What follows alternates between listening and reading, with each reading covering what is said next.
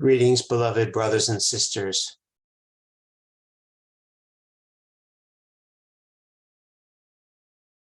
A very popular movement has developed where the thoughts that you think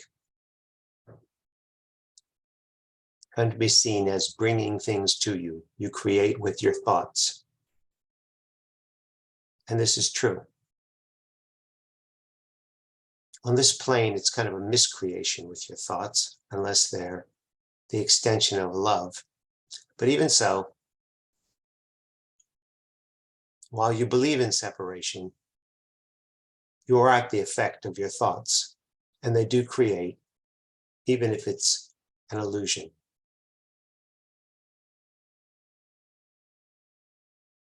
Over time, people have strived very hard to eliminate negative thinking and think positively.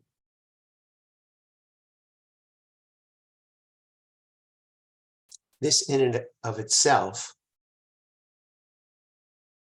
is actually neutral. And you may say, well, isn't it better to think positive things than to think negative things? Actually, it's not any better or any worse, because all things are neutral. And even negative thoughts have their purpose.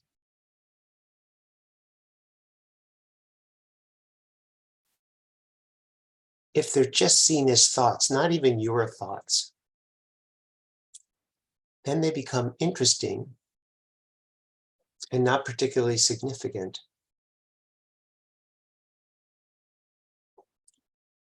What I'm leading to here is that you don't have to work very hard to make sure that all your thinking is positive and not negative.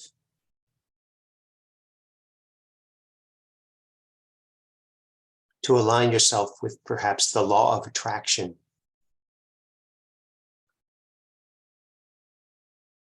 The most important thing you can do is to witness all of it from a neutral place, from the place that you really are, as love. And if you can bring love to even the negative thoughts,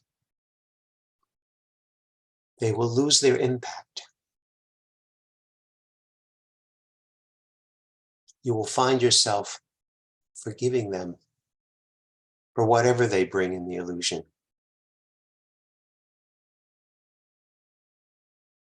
Recently, this one had an experience that at the time didn't seem very important. His friend had put a video on the screen of some 20-year-old woman doing high-intensity interval training exercises. And his friend was modifying them.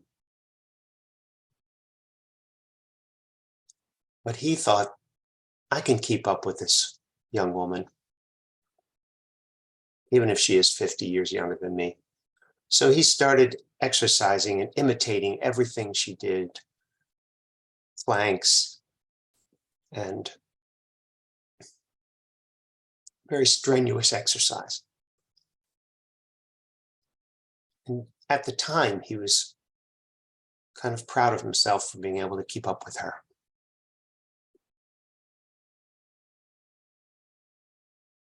The next day, he could hardly walk.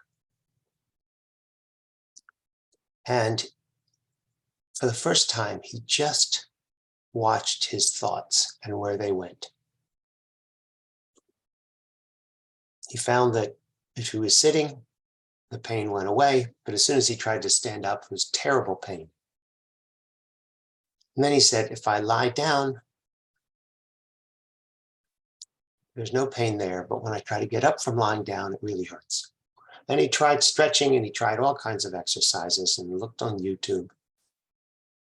Anyway, at a certain point, he realized that he just couldn't stop the pain. He tried taking some painkillers, but it didn't really help.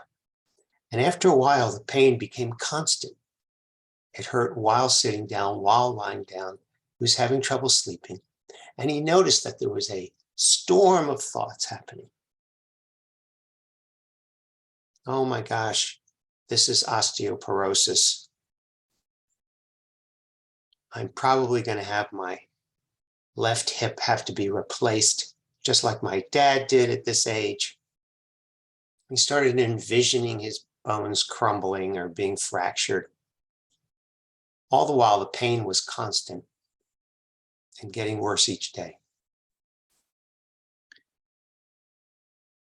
For him, the miracle was he released the significance of all of these thoughts. He saw where they were going, but he just started witnessing them. He saw that his mind was busy awfulizing everything.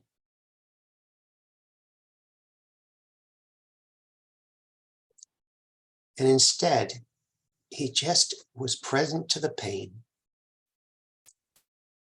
became curious about the pain,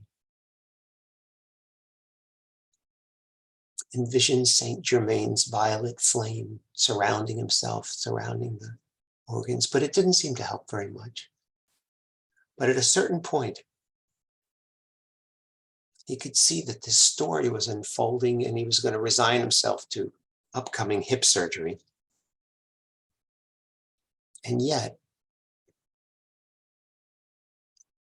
the neutrality of the thoughts and the neutrality of his body and the neutrality of the pain itself became present to him. It really didn't mean anything. It didn't mean anything about an upcoming operation, osteoporosis. It didn't mean anything. It was just pain. And rarely being in physical pain, he was just used to getting rid of it at all costs. But this time, since he couldn't get rid of it, despite 2 trips to a chiropractor, he was just allowing it to be there. And it eventually lost its meaning. And then 2 days ago, he woke up and he had no pain. It was like it never happened. He could get up out of the seat. He could sit for a long time. He could lie down. He could move around. It was like it never existed.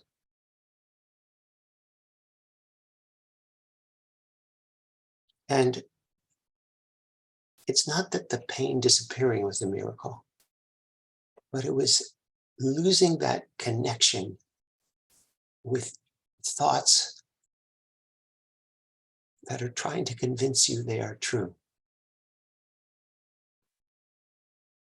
And just noticing how that feels to believe those thoughts and what that does to one's mood.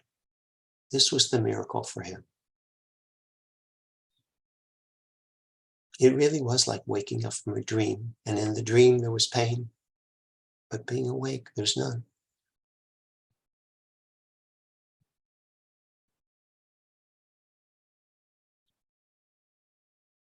There's nothing to resist when you come from love. There's nothing to be careful about what you think, because you're creating karma, not when you're coming from love. When you're in the moment and you allow and accept whatever is in your presence, things lighten up. Life isn't so serious. Pain isn't so serious. The body isn't so serious. The story loses its significance. There's tremendous freedom in this radical allowance of what is. Whatever is present to you, be present to it. And allow the significance to fall away. You will ultimately do what you do. Take whatever actions you believe are appropriate. But even the thoughts you have about your experience don't really mean anything. There is no meaning except what you give to it. And love allows all of it, all of it. Be that love, because that's who you are. No pain, no pain. I love you very much, and I'll speak with you again soon.